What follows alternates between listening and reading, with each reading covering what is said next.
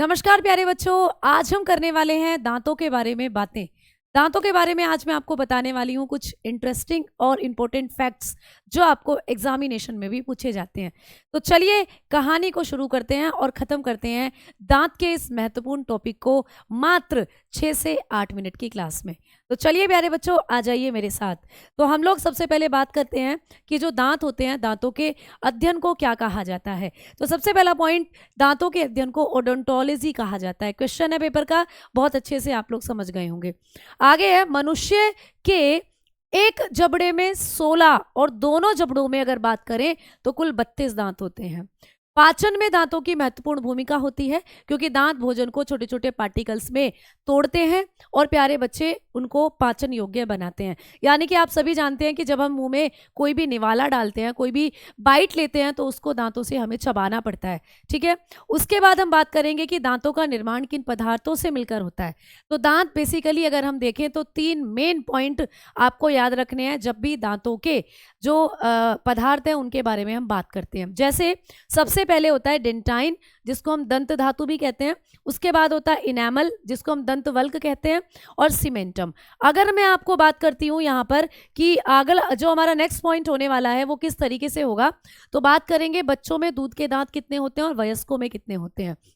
तो बच्चों में दूध के दांतों की संख्या लगभग 20 होती है। ठीक है, ये किस किस प्रकार से होंगे, तो चलिए इनकी भी संख्या एक बार मैं आपको बता देती हूँ। अगर आपसे पूछता है कि बच्चों में जो कृंतक होते हैं इनकी संख्या कितनी होती है, तो आपको बताकर चलना है 8। उसके बाद बच्चों में जो रदनक होते हैं, केनाइन जिसको हम कहते हैं, ये होते हैं 4। प्रीमोलर्स की अगर हम बात करते हैं, अग्र चणवक की, तो ये बच्चों में नहीं होते, यानी इनकी संख्या होती है 0। ठीक है, आगे अगर हम लोग बात करते हैं कि मैम जो बच्चे होते हैं इनके मुख में जो चणवक होते हैं, मोलर्स होते हैं, वो कितने होते हैं, तो बच्चों के मुख में मोलर्स होते हैं 8।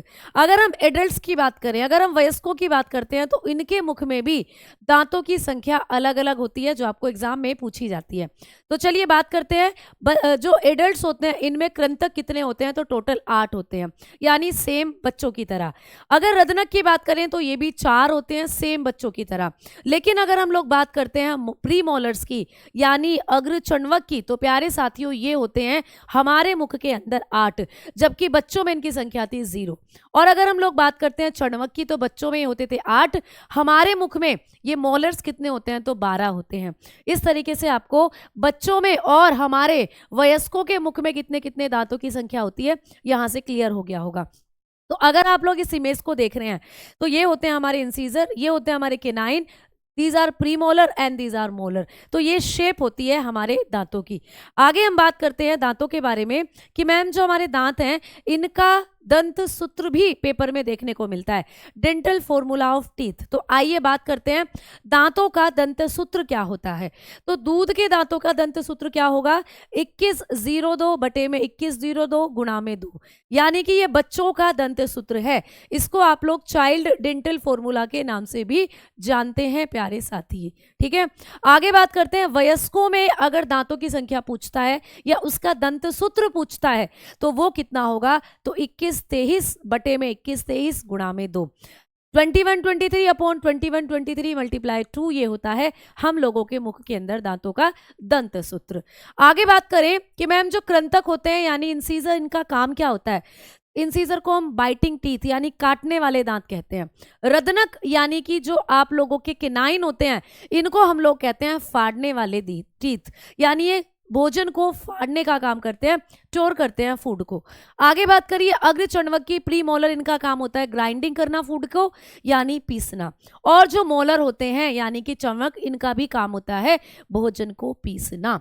ठीक है, आगे हमने बात करनी है कि मैम जो दांत होते हैं, दांत का जो सबसे ऊपरी हिस्सा है, जैसे मैंने आपको कहा कि दांत की 3 बेसिक स्ट्रक्चर है जहां से आपको क्वेश्चन बनता है।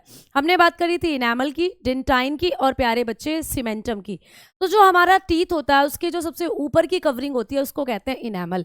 तो दांतों के सबसे ऊपरी हिस्से को इनेमल कहा जाता है। ये इनेमल सबसे चमकीला स्तर होता है प्यारे बच्चे, जो कि दांतों की सुरक्षा करता है, और ये मानव शरीर का सबसे कठोर पदार्थ भी है। तो यहाँ से 3 क्वेश्चन बन रहे हैं। दांत का सबसे ऊपरी भाग इनेमल, दांत की सुरक्षा करने वाला जो पदार्थ है इनेमल, और हमारे शरीर का सबसे कठोर पदार्थ इनेमल। ठीक है, आगे बात करा कि जो दांत होते हैं प्यारे बच्चे, इसके कुछ और टाइप भी हमें पेपर में देखने को मिलते हैं, जैसे होमोडोंट यानी समदंती कैसे होते हैं। तो ऐसे दांत जो आपको आकार में यानी शेप में एकदम सिमिलर नजर आए, उनको कहते हैं होमोडोंट, यानी कि समान दांत। उदाहरण के लिए किसमें होते हैं? सरीसृप में, मगरमच्छ में, शार्क में, इन सब में देखने को मिलते हैं।